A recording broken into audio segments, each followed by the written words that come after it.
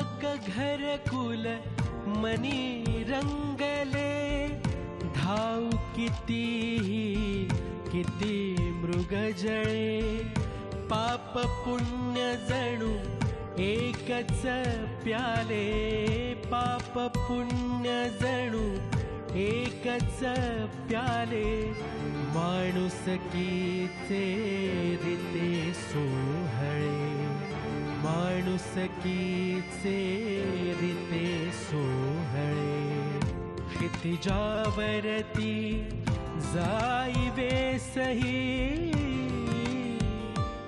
मर्मबंधातली ठेवली,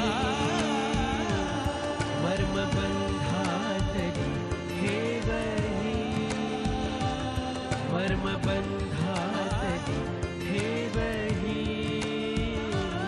मर्मबंधातली ठेवली, मर्मबंधातली ठेवली. मला स्वतःला माझ्यासाठी हातपाय हलवू दे. अरे बाबा, नाही म्हणजे माझ्या सोबत राहण्यामध्ये तुला काही प्रॉब्लेम आहे का? नाही, जर असेल ना तर स्पष्टपणे सांग, तुला वेगळी कंपनी काढून देतो ना. म्हणजे तसंही तुझीच मदत घेणं आलं ना.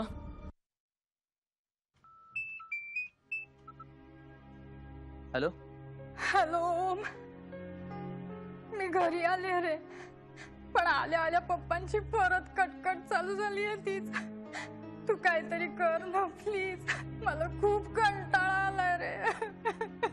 हे बघ वृंदा, अगं तू रडू नकोस. वृंदा प्लीज, हे बघ रडणं थांबव आधी.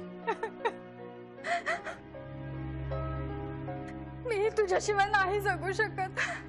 अगं मी सुद्धा तुझ्याशिवाय नाही राहू शकत. मला तर वाटतं ना पप्पा त्या श्रीला भेटले असणार. तुमच्या त्या श्रीने माझ्या पप्पांच्या मनात असं घर केलंय ना की माझं घर बसण्याआधीच मोडायला निघालंय. ओम प्लीज तू काहीतरी कर. हे बघ वृंदा. पप्पा. Hello hello Vrinda. पप्पा माझा मोबाईल द्या प्लीज. पप्पा. वृंदा हॅलो. पप्पा मोबाईल द्या, मी तुमच्या पायात. Shut up! प्लीज पप्पा.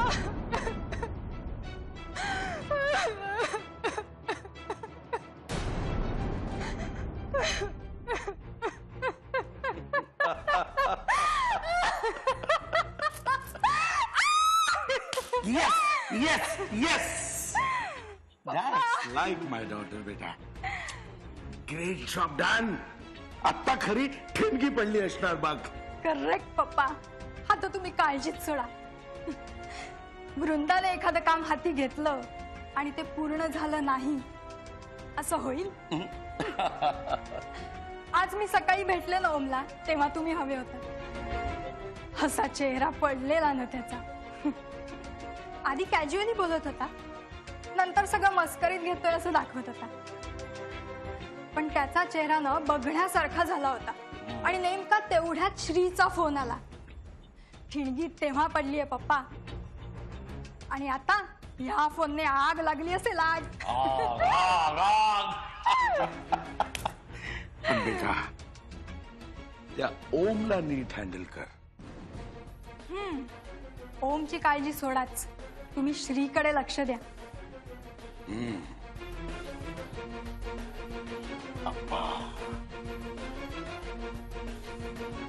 आप्पा आता बघूया तुमची शिकवण किती काम. पुन्हा शाळा घ्या ना आप्पा मुलांची. घ्या हो, पुन्हा शाळा घ्या. तुम्ही शाळा त्यांची घ्या. गुरुदक्षिणा मी देतो, चांगली देतो आप्पा, चांगली गुरुदक्षिणा देतो. तुमच्या मायेच्या सावलीचे तुकडे तुकडे करून मांडतो तुमच्या समोर. गुरुदक्षिणा.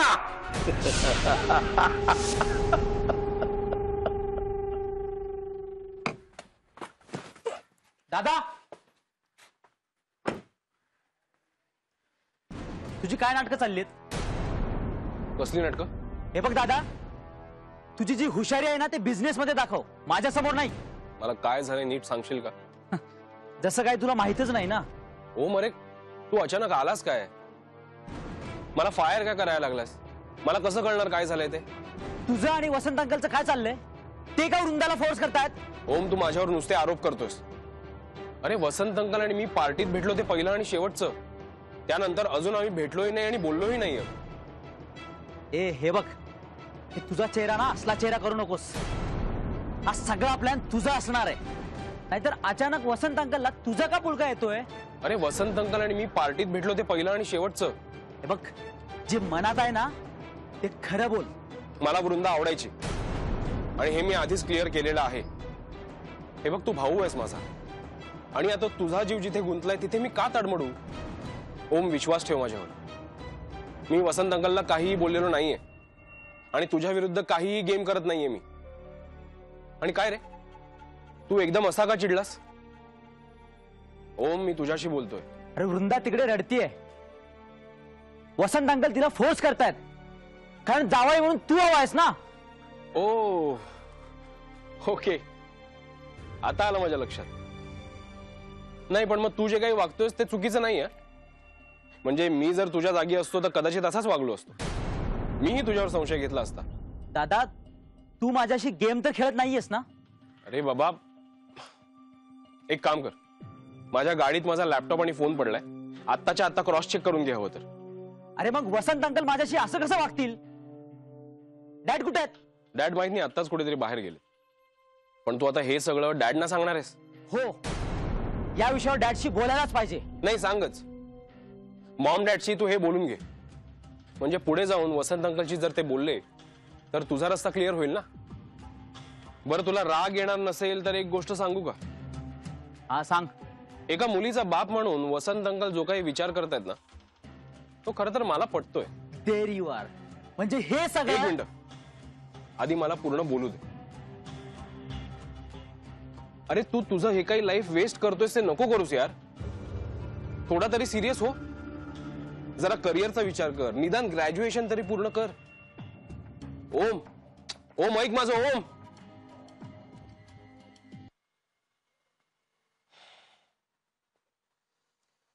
मला एमबीए करायचंय म्हणून युकेला जायचंय. समजत नाही का तुम्हाला? हे बघ सचिन, मला गॅरंटी आहे ना तू नक्की एमबीए करणार. ग्रॅज्युएशन नंतर 2 वर्षाचा गॅप लागतो ना? हो. 2 साल में दुनिया बदल जाती है मेरे दोस्त, टेंशन नको घेऊस. अजून काय 2 वर्षात माझ्या लाईफ मध्ये असे वेगळे चेंजेस होणार सांग ना मला. पप्पा मिलिटरी मधून रिटायर झाले, आजोबा ते रिटायर्ड स्कूल टीचर आहेत, काकाकडे पैसा आहे पण पटत नाही. त्याला बघितलं ना की डोकंच फिरतं माझं. खरं तर त्या घरात राहायचीच इच्छा नाहीये मला, कारण आता दुसरा काही ऑप्शन नाहीये म्हणून राहावं लागतंय. दुसरीकडे जर सोय झाली ना तर मी कधीच पळून गेलो असतो. आता घरचा विषय काढलायस म्हणून विचारते हा. पण तू ना तुझ्या घरच्यांविषयी जरा जास्तच निगेटिव्ह विचार करतो असं मला तरी वाटतं. सोड, जाऊ दे तू. नाही नाही, सोड जाऊ दे बिऊ दे नाही, पण आजकाल आपल्यामध्ये नीट हसत नाही, बोलत नाही, काहीच नाही, नुसता विचार करत बसलेला असतोस. असं कसं? तुझ्या प्रॉब्लेम्सवर सोल्युशन आहे माझ्याकडे. ऐकणार असशील तर सांगतो. सांग.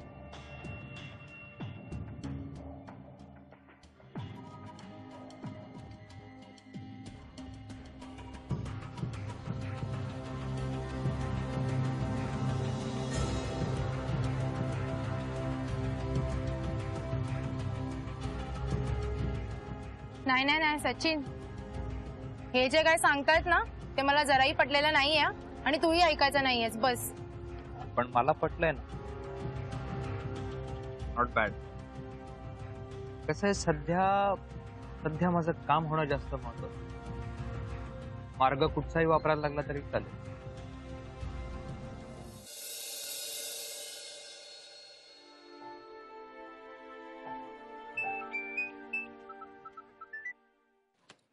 बोला पतिराज.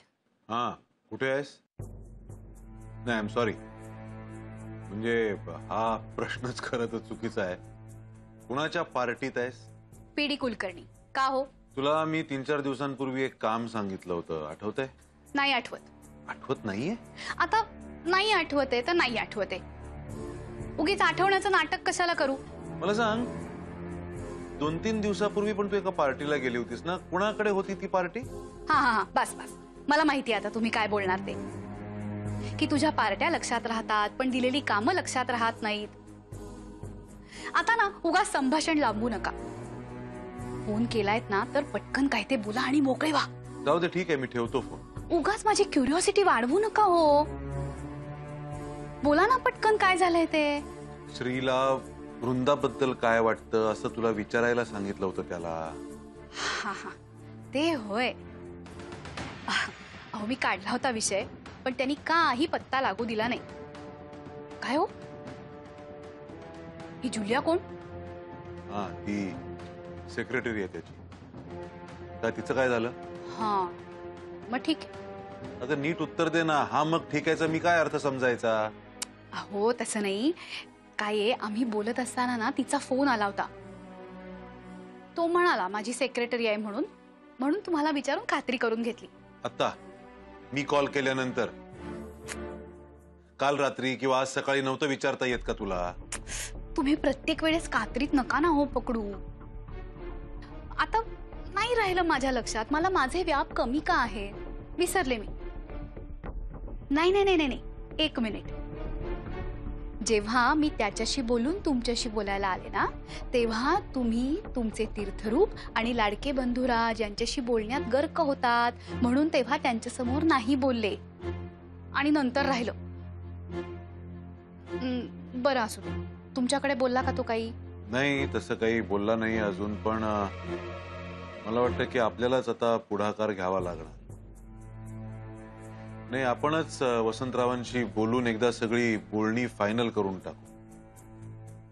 हे वृंदाचं स्थळ हातून जाणं परवडणार नाही आपल्याला. हो हो, तर सोन्याचं अंड देणारी कोंबडी आहे ती. तू सुद्धा शिकलीस का घरच्यांसारखेच टोमणे मारायला? आता या टोमणा काय हो, वसंतराव देशमुखांची मुलगी म्हणजे आता.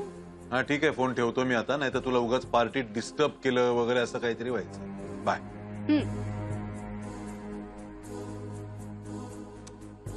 काय आई आहे, स्वतःच्या मुलांच्या आयुष्याची सुद्धा काळजी नाही. गेला सतत पार्ट्या पार्ट्या आणि पार्ट्या. पार्ट्या कुठे आणि कधी आहेत ते विसरत नाही.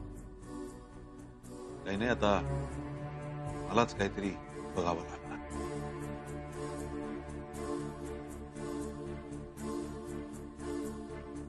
हा ओम, जरा केबिन मध्ये ये.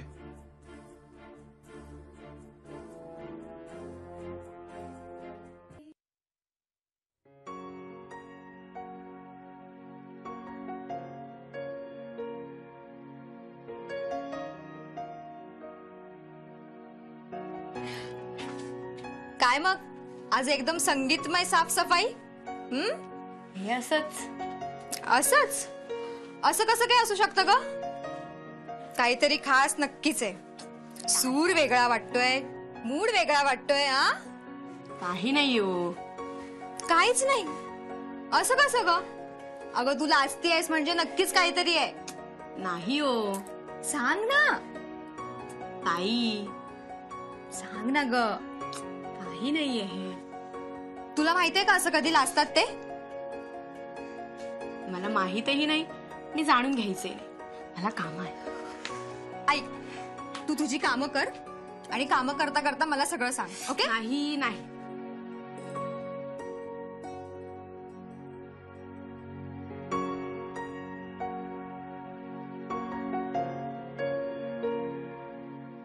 मला कळलंय, तुझ्या पप्पानी तुझं लग्न ठरवलंय. हो ना? अय्या, तुम्हाला कसं कळलं? आणि तेही तुझ्या आवडत्या मुलाशीच तुझं लग्न ठरवलंय. म्हणजे नक्कीच तुम्हाला कोणीतरी सांगितलं. अगं तुझा आनंदच. तू ज्या प्रकारे लाजत होतीस ना, त्यावरूनच मला कळलं. खरं आहे ना? हो, आमच्या घराजवळच राहतो. आम्ही एकत्रच वाढलो. नाव काय ग त्याचं? दौलत. वा, छान नाव आहे. आणि स्वभावाने पण चांगलाच आहे. हो का? ए, दिसायला कसा आहे ग? अगं ती गावाकडची मुलं कशी असतात तसंच आहे. पण मला ना त्याचा स्वभावच आवडतो. नुसती माझी काळजी घेत असतं. मी इथे काम करते ना ते त्याला आवडत नाही. आणि मी तुमच्यासारखी स्पष्ट बोलते तेही त्याला आवडत नाही. का ग? त्याला वाटतं स्वच्छ बोलणारी माणसे मनाने मंगळ असतात. कारण काय माहितीये, स्वच्छ बोलणारी माणसे शहरात राहतात ना. म्हणतो कसा, शहरात लोक राहतात टापटीप. या बजबजपुरीत मन होतं बुरसटलेलं. इथलं प्रदूषण शरीराबरोबर मनालाही खराब करतं. गावाकडे राहणारी माणसं तोंडाने फाटकी असतात पण मनाने मोकळी ढाकळी असतात. आत एक बाहेर एक हे त्यांना जमत नाही. शिष्टाचार हा दाखवण्यासाठी नसतो, तो मनातून पाळला जावा. शहरात शिवाय मी आपली बोलतच राहिली. खरं बोलतो तुझा दौलत. नाही नाही, तुम्ही सगळे तसे नाहीत. शिष्टाचार दाखवण्यासाठी मनातून बुरसटलेले. खरंय, अगदी खरंय. मी येते.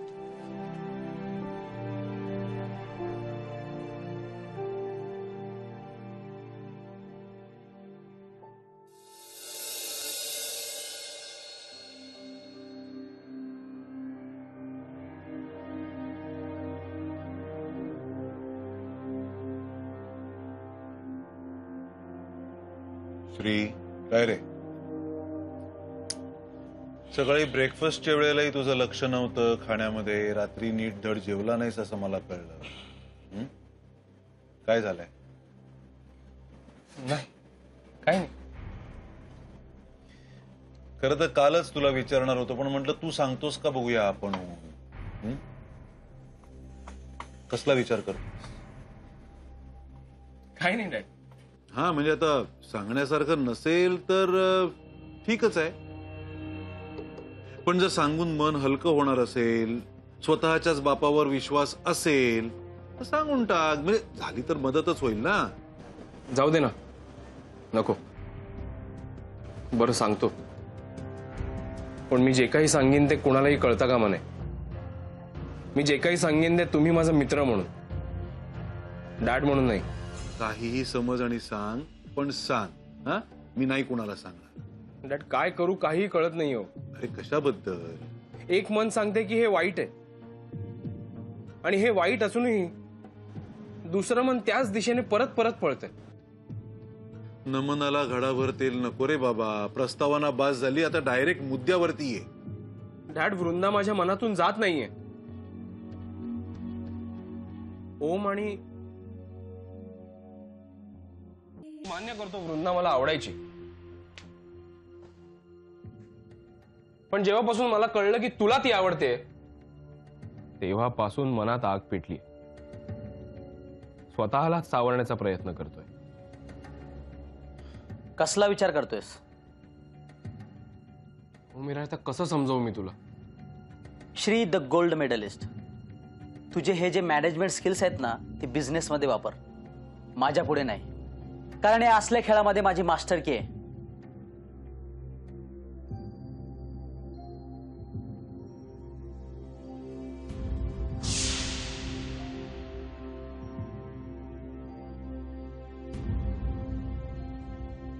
अरे बाबा, ये त्या विचारातून बाहेर. ते ओमला काय तू सिरियसली घेतोस एवढा? हा, सकाळी सूर्योदयाला आवडलेली मुलगी सूर्यास्तापर्यंत आवडेनाशी होते त्याला. तरी डॅड, त्याला जर वृंदा आवडत असेल तर मलाही ती आवडणं हे चुकीचं आहे ना. मला सांग, ओमच्या मनात कधीपासून आहे ती? माहित नाही. तसं काही तो बोलला नाही, पण आपल्या पार्टीत ते दोघे सोबतच होते. हो का? तरीच स्वारी पार्टीत फार दिसली नाही. दोघांची वेगळीच पार्टी चालू होती की काय? पण माझा एक, तू त्याला काही फारसा सिरियसली घेऊ नकोस आणि मी बोलतो त्याच्याशी. नाही नाही, तुम्ही असं काहीही करणार नाही येता. अरे पण तो सिरियस असेल तर ठीक आहे, तुम्ही बोला, पण हे मी तुम्हाला सांगितलंय असं सांगू नका प्लीज. ठीक आहे. काय रे श्री, पण ओम खरंच सिरियस आहे वृंदाच्या बाबतीत? आणि तसा जर तो असेल ना तर त्याला जरा सांग, म्हणा आधी कमवायला शिका. डॅड, तसं खरंच जर तिच्यावर प्रेम असेल तर मी काय करू? तू तुझे प्रयत्न सोडू नकोस. डॅड, ओमला कधीही कंटाळा येऊ शकतो त्या वृंदाचा. म्हणजे त्याची तशी सवयच आहे ना. सगळ्यात महत्वाची गोष्ट एक लक्षात ठेव, ती वसंतराव देशमुखांची मुलगी आहे, खासदार वसंतराव देशमुख. आणि त्यांच्याही मनात ही सोयरीक आहे. ही म्हणजे आपल्या घरात वृंदा सून म्हणून यावी ही. त्यांना दुखावून आपल्याला चालणार नाही, कारण त्यांची राजकीय महत्वाकांक्षा एवढी मोठी आहे की त्याचा उपयोग करून आपल्याला आपला फायदा करून घेता येईल. तुला कळतंय मी काय म्हणतोय ते? आणि कळत नसेल तर विचार कर आणि ते कळून समजून घे. श्री,